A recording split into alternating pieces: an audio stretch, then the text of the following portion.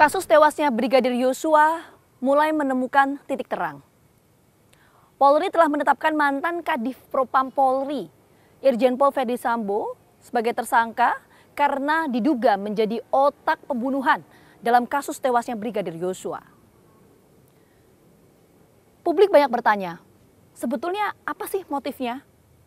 Polisi telah mengatakan bahwa pihak Bareskrim Polri telah menghentikan laporan dugaan pelecehan seksual yang sempat dilayangkan oleh istri Ferdy Sambo. Kalau pelecehan seksual ini dihentikan, jadi motifnya apa? Adakah motif lain di luar pelecehan seksual?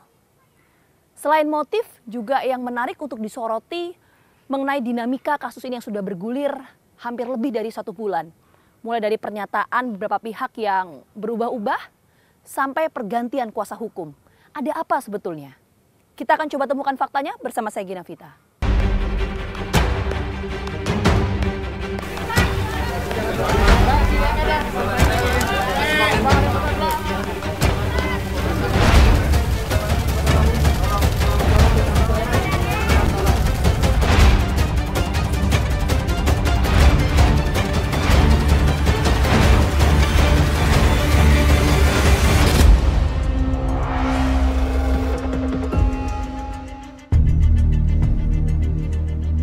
Pengungkapan peristiwa pembunuhan Brigadir Yosua masih terus bergulir. Perlahan tapi pasti, jajaran tim khusus yang bertugas untuk mengungkap kasus ini membongkar satu persatu fakta di balik peristiwa yang terjadi. Penyidik tidak berhenti sebatas penetapan Ferdy Sambo menjadi tersangka pembunuhan berencana semata, tapi juga terus menggali apa motif yang mendasari pembunuhan Brigadir Yosua tersebut. Menko Polhukam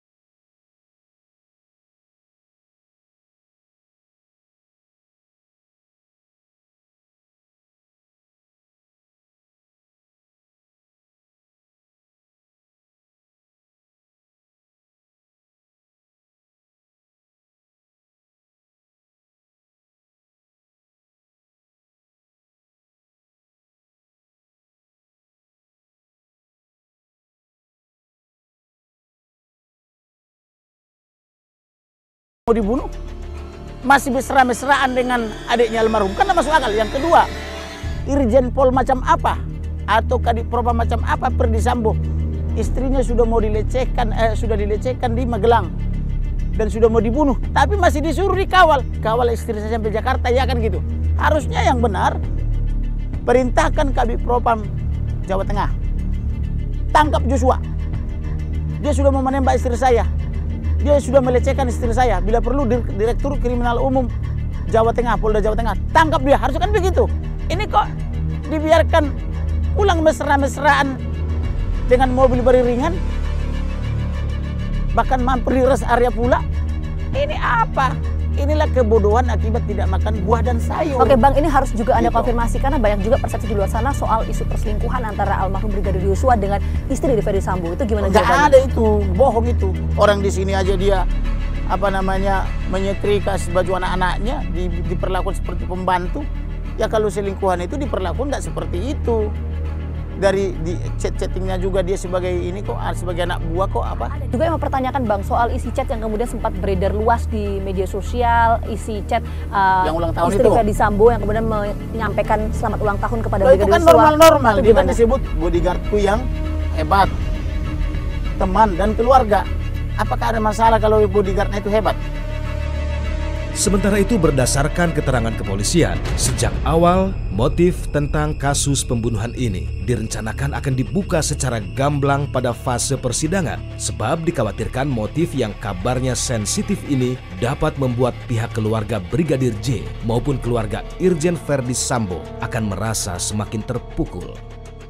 Pandangan ini tidak disepakati oleh Sugeng Teguh Santoso, Ketua Indonesia Police Watch, yang juga ikut mengawal guliran kasus ini.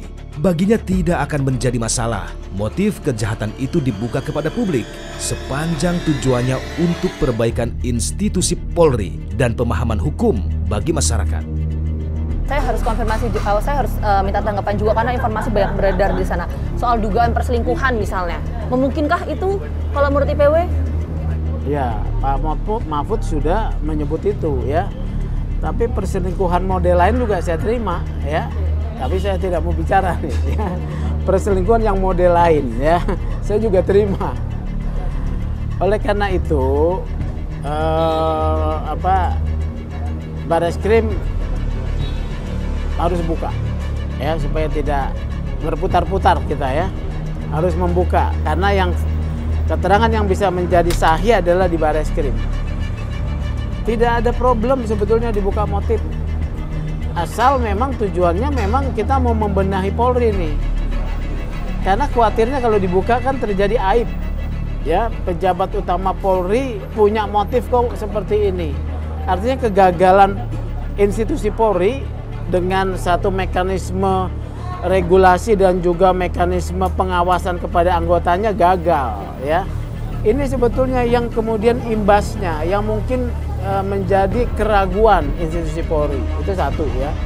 Yang kedua, jangan salah, kalau motif ini kemudian membuat malu ya pihak personalnya Sambo, ya pihak yang sedang memeriksa sekarang ini juga sedang berhitung ya. Karena saya mendengar kelompok Sambo, ya geng Sambo ini juga tidak diam-diam saja.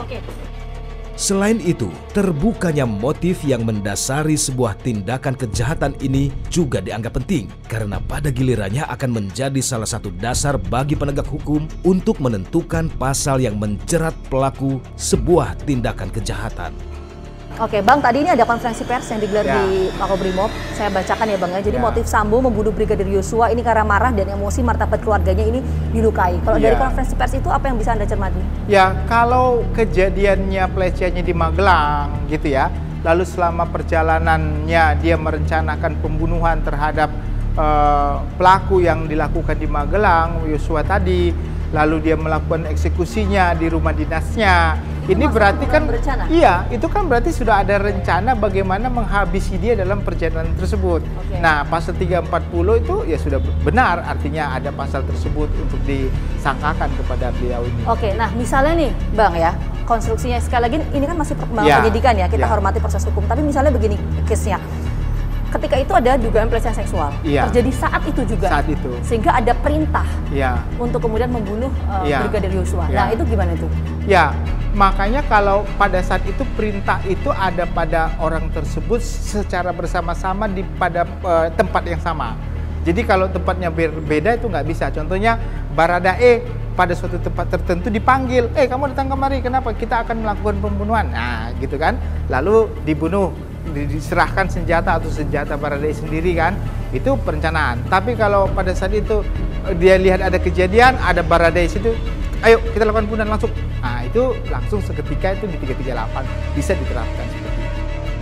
Di tengah teka-teki kepastian motif yang mendasari pembunuhan terhadap Brigadir Yosua, tim khusus penanganan kasus kematian Brigadir Yosua akhirnya mengumumkan bahwa pihaknya telah menghentikan 2 laporan yang diterima kepolisian mengenai kasus pelecehan yang dilakukan oleh Brigadir Yosua dengan pelapor Putri Chandrawati dan percobaan pembunuhan dengan pelapor Bribtu Martin Gabe. Berdasarkan hasil gelar perkara tadi sore,